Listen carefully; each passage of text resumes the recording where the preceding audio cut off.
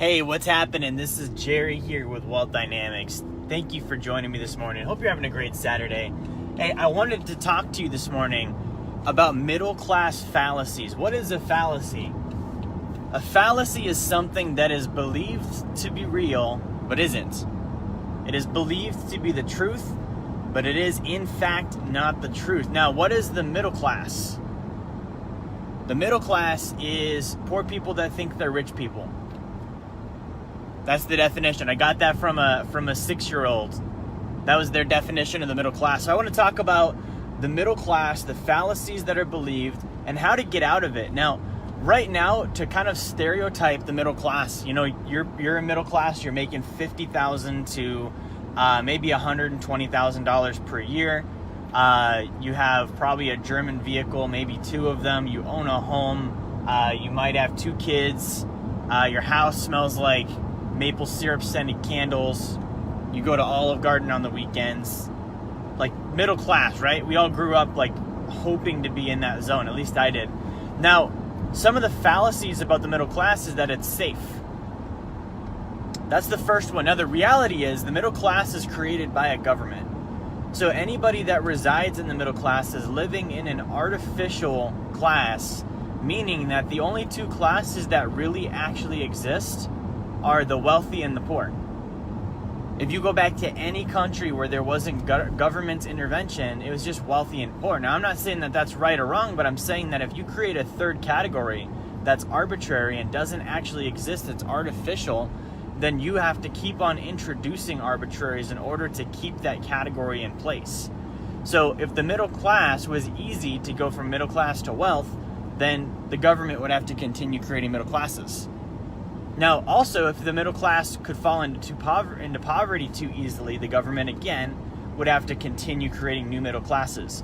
So the result of that is there are several different fallacies out there as far as what you should do with your money, where you should put things, how you should live, that put you in the middle class for a reason, because it's convenient for a government. Now, the first one I'm going to break here is owning a home. Okay, that's probably number 1 middle class myth. Own a home, buy a house.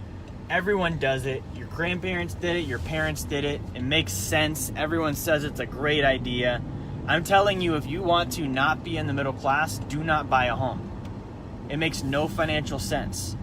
Okay, now there is the argument that, well, those that buy homes have higher net worths. Let me tell you what, your net worth actually means absolutely nothing. Unless you sell everything, your net worth does not matter.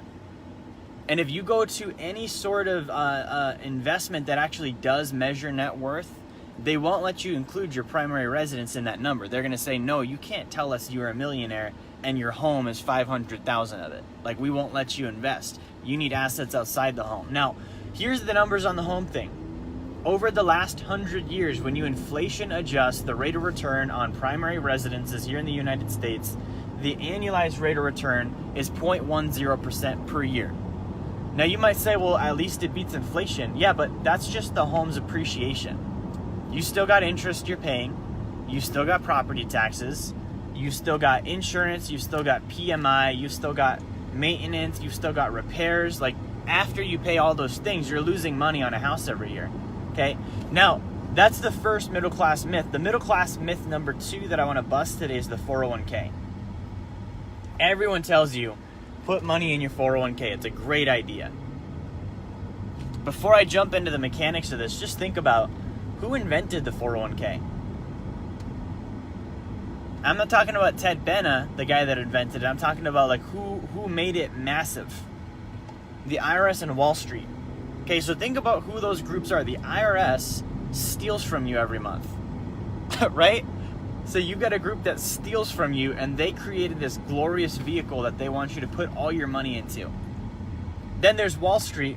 Wall Street steals from you with fees, and they want you going into financial products that, quite frankly, are terrible. They lose money. There's unethical practices. The only guarantee is that you pay Wall Street their fees. So you're going to go into a vehicle with your savings and give your money to the IRS and to Wall Street. They're going to take fees. They're going to take away taxes. But here's the real myth on the 401k that nobody really understands.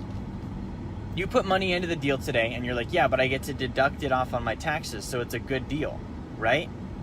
Okay, well, how about this? You deduct it off on your taxes, yeah, but you can't use it now for the next 60 years. So that's called opportunity cost. Now, you could be like, hey, well, it's still a good deal. It doesn't mean I don't do it. But the reality is, the opportunity cost isn't the only thing you're dealing with. You've got the opportunity cost, but you also have to pay taxes on the back end when you withdraw the money. Now, you're like, of course you do, Jerry. Yeah, but think about this. You put the money in today.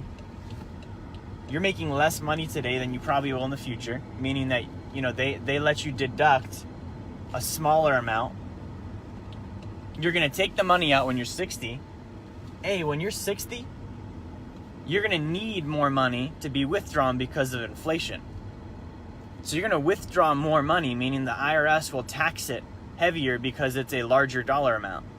The other thing is that money did grow because it's in the stock market, right? So you're dealing with a bigger pool of money. So when you withdraw that pool of money, you're going to be withdrawing a higher dollar amount at a higher rate, which causes higher taxes. And on top of that, in 40 years, I guarantee you're paying more in taxes than you are today. The proof, taxes started at 0. There wasn't always income tax. That's a relatively new thing. So taxes started at 0, and you're telling me that when you pull your money out of your 401k, you're going to be just fine. I'm telling you, you're going to pay more in taxes than you did today. You might as well just pay the money today and not withdraw at all and not worry about the 401k plan. Now, the other one here I want to handle, and this is going to be the last one I hit. I've got to go into a breakfast. Paying off your car. Okay, this is one of the ones that I see people get destroyed on. Pay off your car. A car is a liability. Okay, forget the fact it's a vehicle. Let's say you took $10,000 and you put it into Idea A. Idea A is going to take your $10,000 and turn it into $6,000 over the next 4 years. Okay, or you could do Idea B. You put $300 a month towards it, and yeah, you lose money every month, but it's only $300. And the 10 grand you had, you go invest it in yourself and you make money with it. That's a car. Paying off a car is Idea A. Okay, I meet people all the time where they're like, man, I just paid off my car. And it's like, dude, that was the worst financial decision you could have made outside of buying a home, putting money in the 401k, and basically paying off your car is number 2 or number 3. You're taking that 10 grand and turning it into 6. That's it. There's no benefit there. See, what I would rather do is lease my vehicle for my business, make the minimum payment, write it off on my taxes, and then get a new vehicle when I'm done. It's no different than a cell phone. I throw it out when I'm done with it. I get a new one. Okay, a car's not an asset. It's a liability. It depreciates so fast, it's not worth you paying off. So guys, I hope that helps. I know that went a little long, but I really want to make sure I dove into these topics. If you have questions, let me know. Like, share, subscribe. Thank you for watching. I will talk to you next time. Bye.